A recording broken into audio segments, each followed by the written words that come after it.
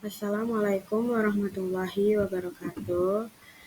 Perkenalkan, saya Galudia Ningtyas dengan NIM 22002020 dari mata kuliah Manajemen Kehumasan dengan dosen pengampu Bapak Dr. Hanif Al-Qadri MPD dan juga Ibu Merikawati MPD. Pada minggu ini memasuki pertemuan ke-14 yang membahas tentang penanganan kasus dalam kehumasan. Saya merangkum ada 3 pembahasan, yaitu mengelola komplain pelanggan, yang kedua pelayanan prima, yang ketiga manajemen kritis. Memasuki pada pembahasan yang pertama, yaitu mengelola komplain pelanggan. Komplain merupakan sebuah ilmu pengetahuan yang mempelajari tentang berbagai cara atau strategi dalam menangani serta mengelola berbagai macam keluhan atau ketidakpuasan yang disampaikan oleh pelanggan. Menurut Jiptono, bahwa manajemen komplain adalah bentuk penanganan atau bentuk pengaturan yang dilakukan oleh lembaga atas reaksi ketidakpuasannya yang diberikan konsumen atau pelanggan. Seperti contoh, jika pelanggan membeli sebuah produk dengan jenis A, lalu dirinya menerima produk jenis B, tentunya dia akan memberikan komplain atas ketidaksesuaian terhadap produk yang dia inginkan. Dengan konsumen melakukan komplain tersebut, pihak perusahaan atau lembaga pastinya akan melakukan evaluasi yang memberikan dampak baik bagi perusahaan atau lembaga, serta perusahaan atau lembaga bisa memperbaiki letak kesalahannya. Dapat disimpulkan pula bahwa manajemen komplain adalah salah satu cara atau strategi yang digunakan oleh perusahaan atau lembaga dalam menangani keluhan konsumen.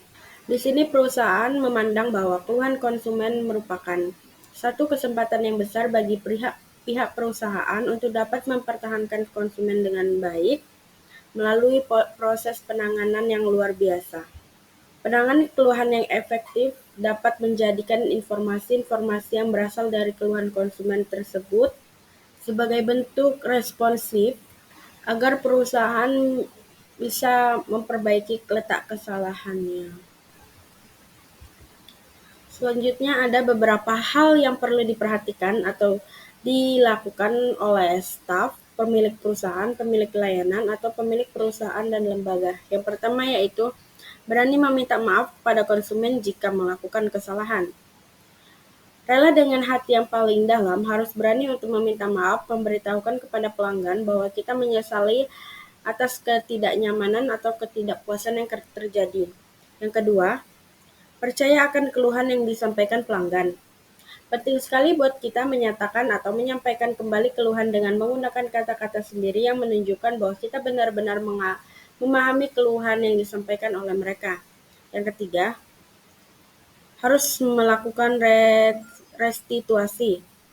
Yang keempat, responsif akan keluhan yang disampaikan. Tindak lanjut kemudian cek bersama pelanggan sebelum mereka pergi untuk memastikan.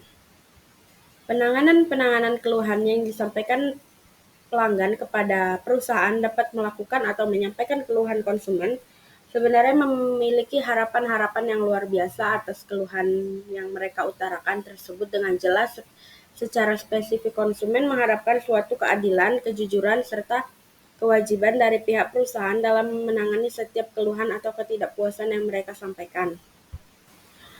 Stitch, Brown and Stevie yang dikutip oleh Anastasia membagi ilmu menjadi 3 jenis keadilan dan inilah bentuk-bentuk dari harapan konsumen atas penanganan komplain yang mereka sampaikan terbagi menjadi 3 jenis harapan, yaitu yang pertama, outcome fairness, yang kedua, procedural fairness, yang ketiga, interactional fairness.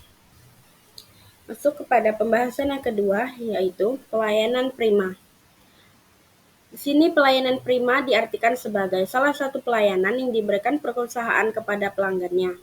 Pelayanan prima bisa diartikan sebagai bentuk pelayanan terbaik yang telah diberikan oleh pihak perusahaan. Pelayanan prima banyak dijumpai pada perusahaan swasta. Perusahaan tersebut mengedepankan pelayanan agar pelanggan merasa puas dengan kualitas yang disajikan. Ada beberapa bentuk yang ditampilkan dalam pelayanan prima, yaitu sikap yang harus dimiliki antara lain sikap yang ramah, penuh perhatian, dan memiliki rasa bangga terhadap perusahaan. Serta yang harus diperhatikan juga pegawai harus berpenampilan menarik dan sopan sesuai dengan peraturan perusahaan. Pembahasan ketiga mengenai manajemen krisis. Krisis public relation adalah peristiwa, rumor, atau informasi yang membawa pengaruh buruk terhadap reputasi, citra, dan kredibilitas perusahaan. Manajemen krisis merupakan situasi di mana sebuah perusahaan mengalami kegiatan yang dapat mengancam kelangsungan hidup perusahaan tersebut, serta bagaimana pengelolaan manajemen pada situasi tersebut. Kegiatan tersebut bisa dinilai dari pihak internal atau pihak eksternal. Manajemen krisis perlu dilakukan pada suatu perusahaan. Dengan menerapkan manajemen krisis, pengambil keputusan dapat lebih siap dalam menggaris kebijakan dalam menghadapi krisis dan mengurangi dampak yang akan ditimbulkan. Lalu, dapat mengimplementasikan secara efektif di lapangan sehingga proses bisnis tetap berjalan dengan lancar. Jika sebuah perusahaan mengalami manajemen krisis yang dapat menimbulkan kesengsaraan pada perusahaannya, seorang public relations juga harus memiliki strategi dalam menghadapinya. Strategi media relation dalam public relation yaitu menyebarkan informasi kepada para publiknya. Fungsinya untuk mendukung penyebaran informasi karena citra suatu perusahaan atau kegiatan yang dilakukan perusahaan dapat lebih ditingkatkan melalui penyebaran informasi. Mungkin sekian materi yang dapat saya sampaikan pada pertemuan kali ini. Terima kasih atas waktunya. Wassalamualaikum warahmatullahi wabarakatuh.